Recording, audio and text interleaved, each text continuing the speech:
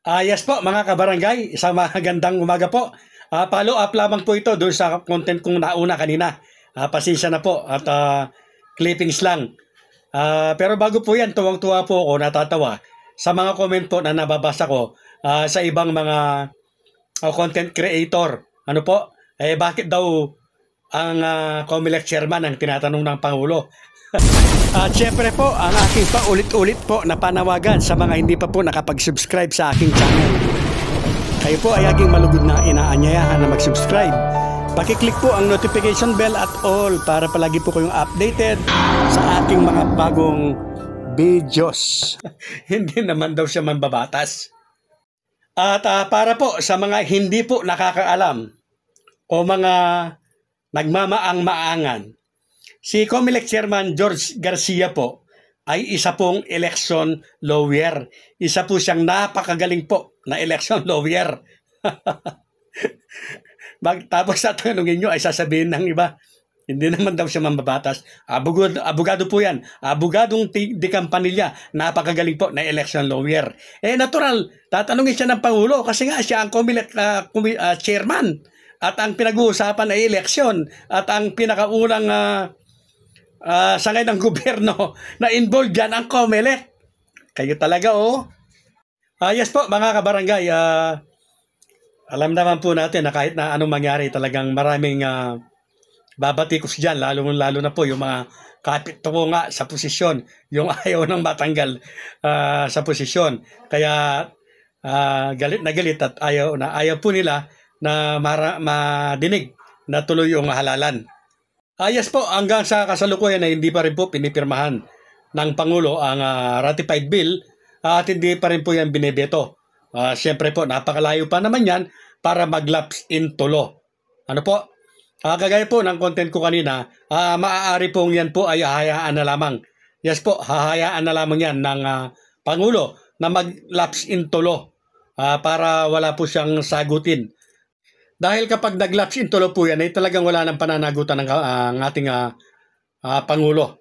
Yes po, uulitin ko lang, kung yan po ay kanyang ibebeto, may magagalit po sa kanya. Yan po yung mga kaalyado niya at siyempre yung mga nakaupo na nanunungkulan. Hindi po ba?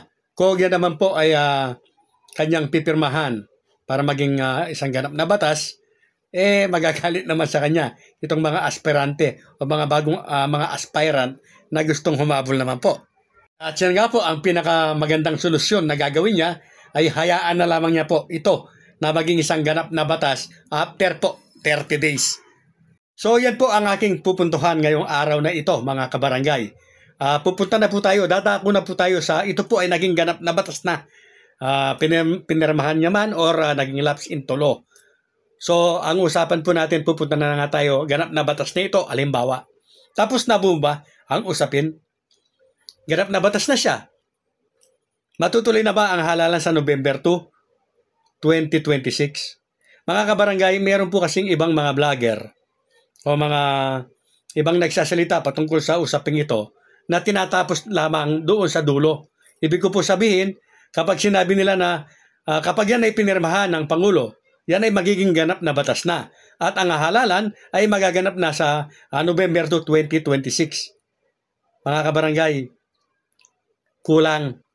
Meron pang kabuntot yan na sa akin lamang po ninyo naririnig. Kaya nga sinasabihan akong fake news Sinasabihan akong bobo ng mga ayaw talaga na matuloy ang halalan. May kasunod pa po yan. Dapat ay nandyan pa yung kasunod. Matapos na maging ganap na batas yan, pinirmahan man o nag-lapse into law, ano pa ang mangyayari? Dapat po sabihin din natin ano ba ang mangyayari matapos ito. Tiyak na may mangyayari naman, hindi po ba? Ano ang mangyayari? Ito po ang mangyayari.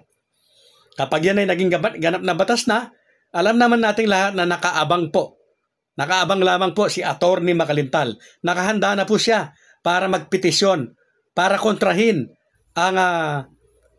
ang batas na yan kung magiging ganap na batas na nga ang term setting bill na yan. Na ayon po kasi sa kanya at sa kanyang paniniwala ay labag sa batas ang pag-extend ng termino, pagpapaliban ng halalan, hold over capacity. Yan po ang sinasabi po ni Atty. Macalintal na mali, labag sa batas yan, kaya niya po kukontesan.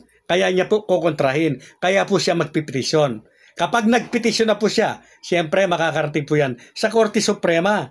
Ano naman po ang mangyayari ngayon sa Korte Suprema, mga kabarangay, kapag nandyan na yan? Natural lamang po, mga kabarangay, na kapag yan po ay dumating na sa Korte Suprema, magkakaroon po ng pagdinig.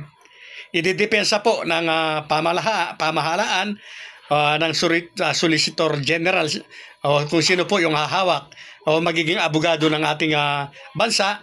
Siyempre magdidepensa yan. At ang petitioner naman po na si Atty. Makalintal ay maglaladlad po ng mga ebidensya. Patutunayan po niya sa korte na labag nga sa saligang batas ang naging batas na nga yan na term setting bill.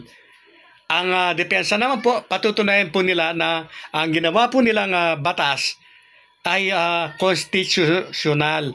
Nasa konstitusyon, hindi po lumabag.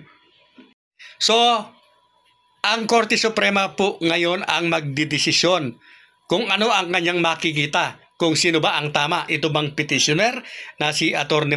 Makalintal o ito bang ating pamahalaan na nagsulong nito. Ito po ang unang senaryo Unang senaryo. Kung sakali po na makita ng Korte Suprema na wala namang nilabag na batas itong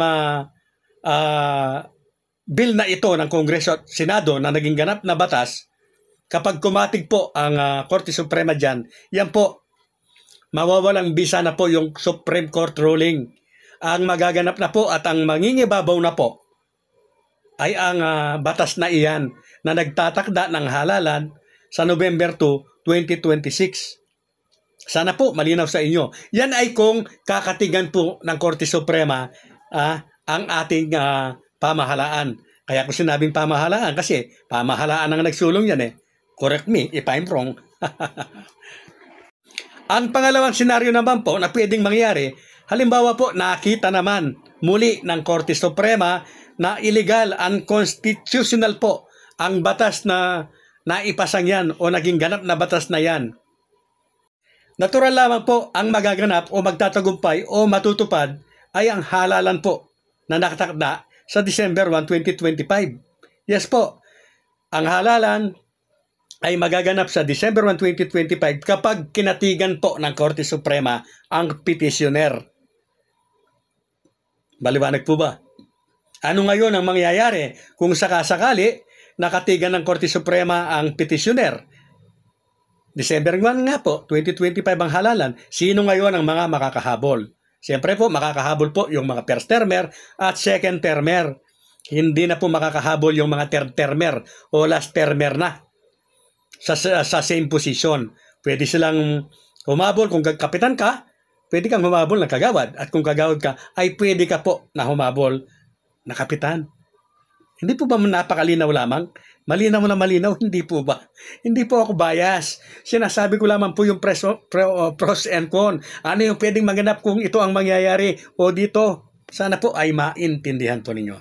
So yan lamang po ang maaaring maganap, mga kabarangay, kapag yan po ay naging ganap na batas, pinitisyon, yan po uuwi, mapupunta sa Korte Suprema. Ang dali lamang po, pagkatapos sasabihin pa ulit-ulit na lang. Okay, ito po ang final. Wala pa rin pong ganap na batas. Hindi pa rin ganap na batas itong term setting bill na ito, kaya hindi po totoo na ang halalan ay sa November 2, 2026. Mali po yan, wala pong katotohanan yan. So malapit na dumating yung katotohanan. Kaya po ang aking maipapayo sa mga aspirant, sa mga aspirante, wag na po ninyong sayangin ang panahon at oras. Maglakad-lakad na po kayo. Gawin na po ninyo yung kaya ninyong gawin para makilala po kayo, para marinig po ng inyong mga kabarangay na kayo po ay handang-handa na manungkulan, na humabol. At kayo po ay nakahanda na magsakripisyo, gagawa ng mabuti para sa inyong barangay. Dahil kung hihintayin po ninyo ang magiging desisyon sa sinasabi ko po na maglapsin tuluyan, makakarating ng Korte Suprema, medyo matagal-tagal pa po yan. Magtatagal pa po yan. Sa maniwala po kayo at sa hindi. So, liabilities po sa inyo yan. kapag hindi pa kayo kumilos ngayon. Ang sabi ko nga, napaka-advantage o bentahe po ng mga nakaupo. Sabi ko nga doon sa content ko, lumalabas na nga po ang mga yan May mga proyekto na. Pangiti-ngiti na si Kapitan. Si Kagawad ayan kumakaway-kaway na. Kaya mga kabarangay, wag na kayong magpatumpik-tumpik, kayong mga bagong aspirante galingan ninyo, magpakilala na kayo. At kayo naman, kung kayo mga nakaupo na wala namang ginawa at naghihintay lamang ng sahod, delikado kayo. Malalaman na ng taong bayan sino yung dapat na iboto nila. At doon naman, sa mga kabarangay na kapitan o kagawad SK na talagang nag-function po, ginawa yung nararapat. Kung ang kapitan po ay magre-re-elect, malamang sa alamang mananalo pa yan. Pati mga kagawad, opo. Basta may ginawa ka, alam naman ng ating mga kabarangay yan. Kung may ginawa ka, kung may nagagawa ka, o kung may gagawin ka pa, sigurado, pasok pa rin kayo sa serbisyo.